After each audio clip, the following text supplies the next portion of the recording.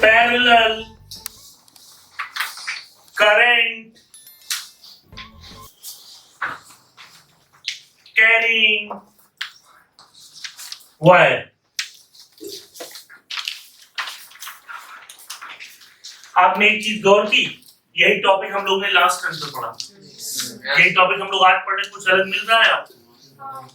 कुछ ना कुछ पॉइंट्स आपको डिफरेंट मिलेंगे, चाहे एक चाहे दो, कुछ जरूर मिलेंगे। घर भी ऐसे ही बनता है। आप घर में दीवार पहले ईंटे की बनाते हैं, उसके ऊपर सीमेंट का प्लास्टर करते हैं, उसके बाद उसकी फिनिशिंग होती है। एक बार में नहीं बनता है। एक बार में ये सोचना है कि 7 महीने पहले से कोर्स खत्म करा के छोड़ दें, ये सच्चे टीचर का एम नहीं हो सकता। एम ये है कम से कम 2 बार उसको पहले एक बार पूरा खत्म करिए, ठीक है ना, पूरा। उसके बाद उसको उठा के पूरा लपेट डालिए, फिर से एक बार, फिर उसको लपेट दीजिए एक बार। तो जब जब रिवीजन करेंगे आपको मिलेगा कुछ नया। हम आपको आईआईटीएन से बात करा सकते हैं, आप उनसे बात करिए और पूछिए आपने कौन सी बुक लगाई, वो कहेंगे एक ही किताब लगाई एससी वर्मा। हमने कहा कितनी बार लगाई, कहने लगे 9 बार लगाई। कहे पागल हो, 9 बार क्यों लगाई? कह लगे हर बार लगाते हैं तो कुछ ना कुछ नया चीज समझ में आ जाती है। जैसे आज की क्लास में पढ़ा सब था, पर कुछ ना कुछ नया जरूर समझ में आया होगा। जैसे आज एक्सेलरेशन वाला पॉइंट आ गया कि कौन एक्सेलरेट करता है, कौन पाथ चेंज करता है, उसके सवाल हो गए।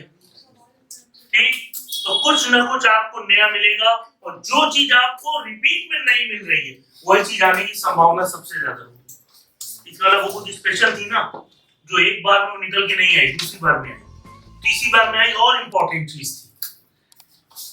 ठीक, इसलिए समझने की कोशिश करिए। कोर्स खत्म करना एम नहीं होना चाहिए, कोर्स को रिपीट करना एम होना चाहिए। और जब रिपीटिशन होने लगेगा तो बच्चा आपको सिलेक्शन देने लगेगा, चाहे वो कोई हो। अरे आप मत पढ़ो घर में, आप सुन सुन के मेरी बात आपके दिमाग में घुस जाऊंगा मैं, आपको मेरी आवाजें सुनाई देंगी, और जब वो आवाज आपके दिमाग में घुस जाएगी तो अपने आप बेस्ट बन जाओ। मत पढ़ो यार, हम पढ़ाएंगे। 2 पैरेलल वायर्स हैं,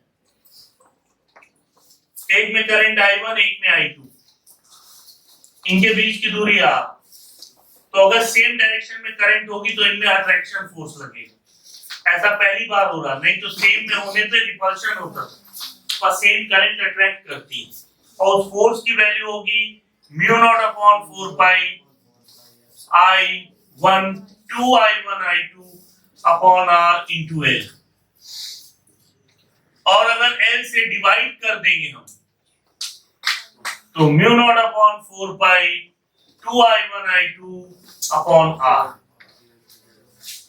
ये निकलेगा फोर्स, और ये निकलेगा फोर्स पर यूनिट लेंथ।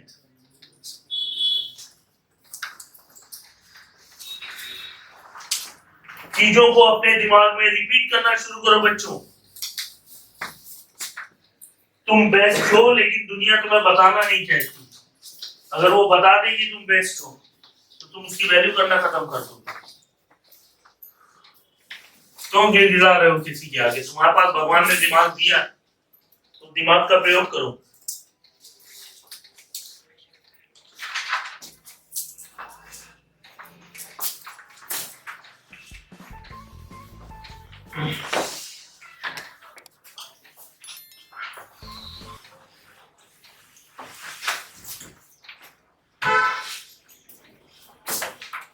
यहां पे भी L क्या है?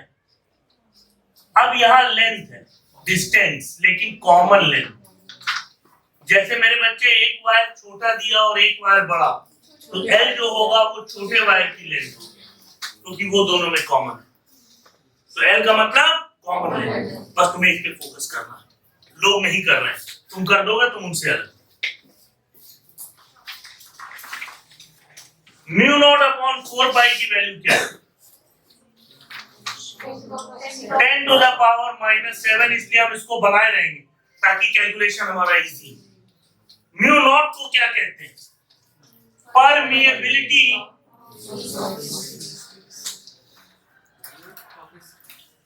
Of free space. इसकी वैल्यू होती है 4 pi into 10 to the power -7। ये हमारा फोर्स कंप्लीट हो गया। अब जल्दी से देखो मैग्नेटिक फील्ड।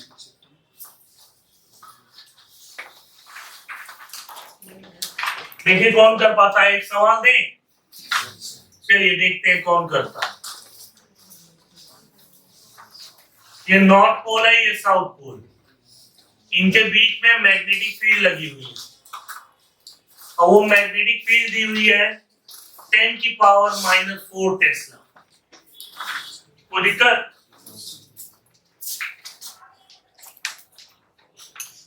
अभी हम यही सवाल देने वाले थे थोड़ी देर पहले, रब करके दूसरी चीज पे चले गए।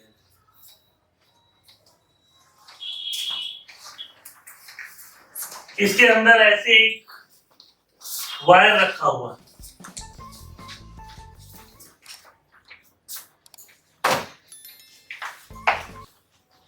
इसकी रेडियस है 2 सेंटीमीटर और इसमें जो करंट फ्लो हो रहा वो 10 एम्पियर।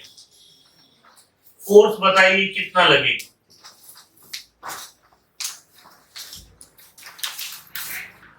वायर के अंदर, इसके अंदर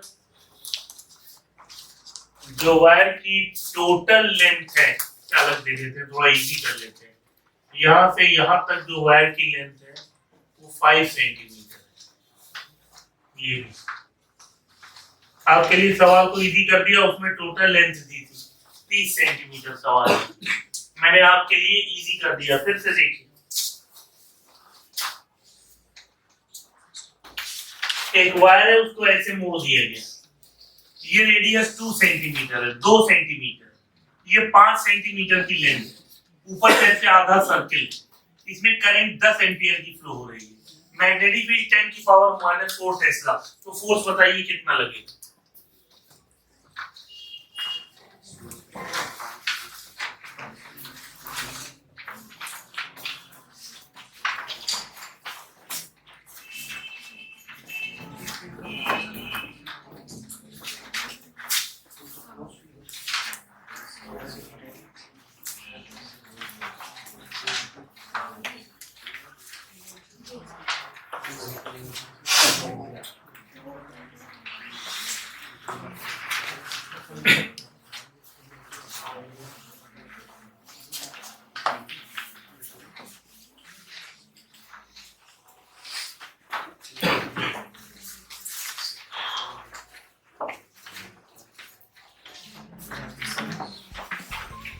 चलिए देखते हैं। देखो बच्चों, इसमें 2 सवाल है। सबसे पहले तो ये पैरेलल वायर्स हैं, इनकी लेंथ कितनी दी है, 5 सेंटीमीटर, समझने का प्रयास करो। अब इनके बीच की दूरी कितनी दी है, 4 सेंटीमीटर। अब तुम्हें नहीं दिख रहा तो हम बताओ कैसे दिखाएं। ये 2 सेंटीमीटर रेडियस है, तो ये भी 2, ये भी 2, तो बीच की दूरी 4 सेंटीमीटर। इसमें करंट कितनी दी है, I1 भी 10, I2 भी 10। अब क्योंकि ये अपोजिट जा रही इसलिए ये रिपेल करेंगी। ये दोनों वायर के बीच में कौन सा फोर्स लगेगा, रिपल्शन फोर्स। अब वो रिपल्शन फोर्स कितना होगा, μ0/4π 2I1I2/R/L। ठीक, देखो बेटा, समझोगे तो बहुत बढ़िया, नहीं समझोगे तो मैं कुछ कर नहीं सकता। 2 × 10 × 10/R, 4 × 10⁻⁻2 मीटर में बदल दिया। लेंथ 5 × 10⁻⁻2, 10⁻⁻2, 10⁻⁻2 कट गया। 10 दूनी 20, 4 पंजे 20, 5 25 और 10 250। तुम्हारे लिए हिंदी भाषा का जो प्रयोग कर सकते कर रहे हैं।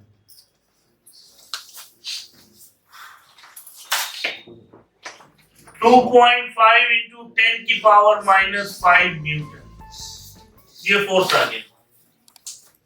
ये कौन सा फोर्स है, रिपल्शन फोर्स।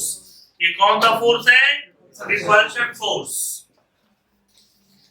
देखिए ध्यान, जब यहाँ तक आ जाए तो बाकी बचा हुआ करें।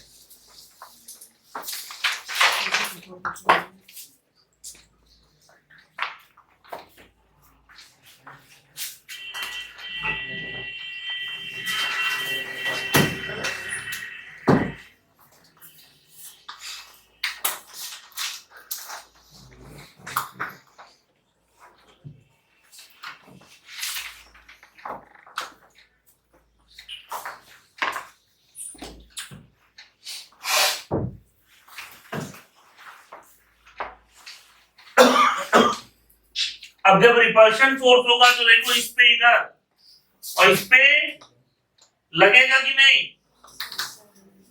अब आपको गोल वाला लीजिए, करंट इधर, मैग्नेटिक फील्ड यू है, नॉर्थ से साउथ ऐसे क्रॉस करती हुई। अब देखिए हमने आपको बताया था मैग्नेटिक फील्ड में जब कोई वायर रखा होता तो क्या करते हैं, ये मिला देते हैं। आपको ये लेंथ निकालनी है, ये लेंथ हो गई 4 सेंटीमीटर। अब मैग्नेटिक फील्ड में अगर कोई वायर रखा होता तो उस पे फोर्स लगता है BIL sin थीटा। अब ध्यान से देखिए, मैग्नेटिक फील्ड इधर है नॉर्थ से साउथ, वायर की लेंथ भी इधर ही है, दोनों के बीच का एंगल कितना हो गया 0। और जब 0 हो गया तो इस पे मैग्नेटिक फोर्स 0 हो गया, आंसर यही रहेगा। तो आंसर आ गया net force is 2.5 into 10 to the power minus 5 Newton.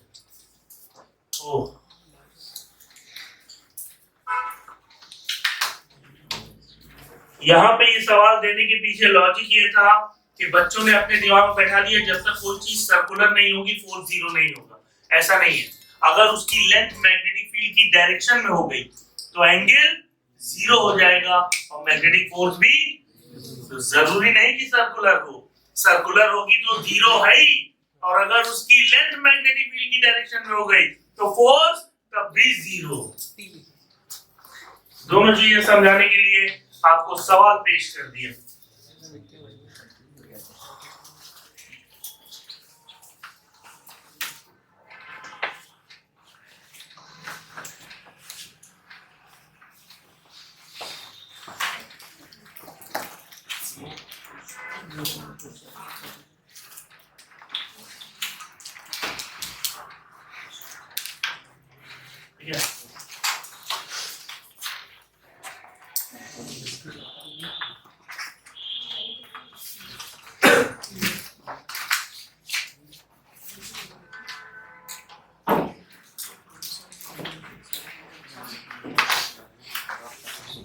चलो कोई जवाब देगा।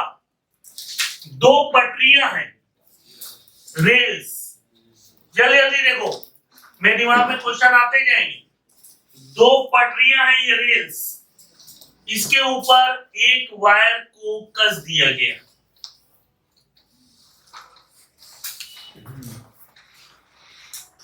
अब दोनों पटरियों पे करंट फ्लो करा दी गई।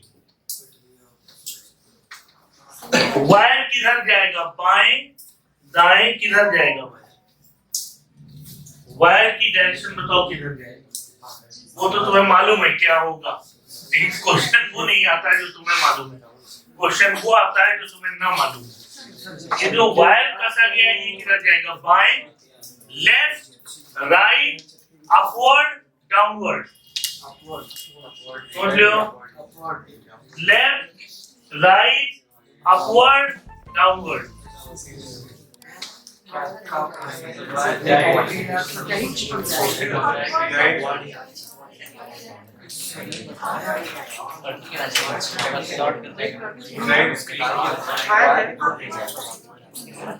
Left, right, upward, downward.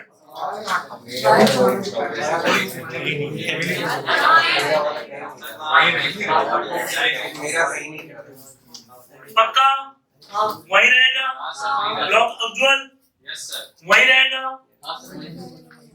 वही रहेगा। बोलो भाई वही रहेगा।